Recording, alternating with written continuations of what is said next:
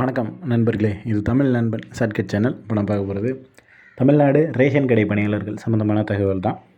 இந்த ரேஷன் கடை பணியாளர்களுக்கு பார்த்தீங்க அப்படின்னா, நோட்டிஃபிகேஷன் இன்டர்வியூ எல்லா டிஸ்ட்ரிக்டில் இருக்கிற நபர்கள் எல்லாருமே அட்டன் பண்ணியாச்சு. ஸோ ரிசல்ட்டுக்கான அப்டேட்டுக்காக தான் இப்போ வரைக்கும் நம்ம வெயிட்டிங். பார்த்தீங்க அப்படின்னா எந்த ஒரு டிஸ்ட்ரிக்கும் இது வரைக்கும் ரிசல்ட் அப்படின்றத அப்டேட் பண்ணலை. என்ன காரணம் அப்படின்னா, நம்ம முன்னாடியே சொல்லியிருந்தோம். பொங்கலுக்கு அந்த பொங்கல் பரிசு தொகை அது எல்லாமே பார்த்தீங்க அப்படின்னா, அந்த பொங்கலுக்கான பொருள்கள் விநியோகிக்கிறது எல்லாமே ரேஷன் கடை மூலியமாக தான் பொதுமக்களுக்கு போய் நேரடியாக போய் சேர்றது. ரேஷன் கடை தான் முக்கிய பங்காற்றுது.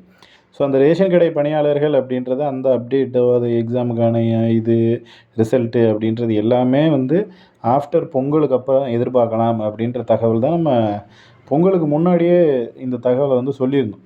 என்ன காரணம் அப்படின்றதையும் சொல்லியாச்சு. ஏன்னா எல்லா பணிகளுமே ரேஷன் கடை மூலியமாக தான் இதுக்கு பொதுமக்களுக்கு போய் சேர வேண்டிய எல்லா பணிகளுமே அவங்க மூலியமாக தான் நடக்குது. ஸோ அந்த காரணத்தினால கண்டிப்பாக பொங்கலுக்கு அப்புறம் தான் ரிலீஸ் ஆக சான்சஸ் இருக்குது அப்படின்னு சொல்லியிருந்தோம். அதுபோல் சேம் பார்த்தீங்க அப்படின்னா வரக்கூடிய வாரங்களில் கண்டிப்பாக ரிசல்ட் பப்ளிஷ் பண்ணுவாங்க. ஸோ பப்ளிஷ் பண்ணினாலும் ஒட்டுமொத்த தமிழகத்துக்கும் ஒரே நேரத்தில் அப்படின்ற மாதிரி இருக்காது. ஸோ கடந்த வருடம் எப்படி பண்ணாங்களோ சேம் அதே போல் தான். ஒரு டிஸ்ட்ரிக்கு கொஞ்சம் முன்னாடி கொடுப்பாங்க, 2-3 டிஸ்ட்ரிக்கு ரிசல்ட்டு வரும். அதுக்கப்புறம் 2 நாள் கழிச்சு 2-3 டிஸ்ட்ரிக் வரும்.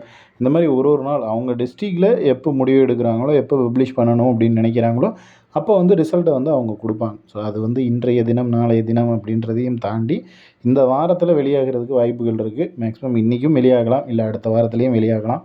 ஸோ சான்சஸ் அப்படின்றது நிறைய இருக்குது. நம்ம வெயிட் பண்ணி தான் பார்க்கணும்.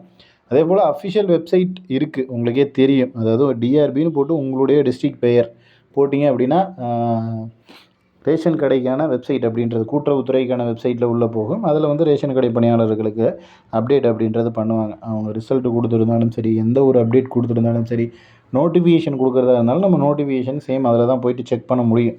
ஸோ ஆல்ரெடி செக் பண்ணியிருப்பீங்க. ஸோ அந்த மாதிரி தான் சேம் அதே வெப்சைட்டில் அதே இடத்துல தான் நீங்கள் போய்ட்டு ரிசல்ட் வந்திருக்கு அப்படின்னாலும் நீங்கள் செக் பண்ண முடியும். அதேபோல் எல்லா டிஸ்ட்ரிக்கும் ஒரே நேரத்தில் வருமா அப்படின்றது டவுட்டு தான். ஒரு டைமிங்லேயும் ஒருத்தருக்கு கொடுப்பாங்க.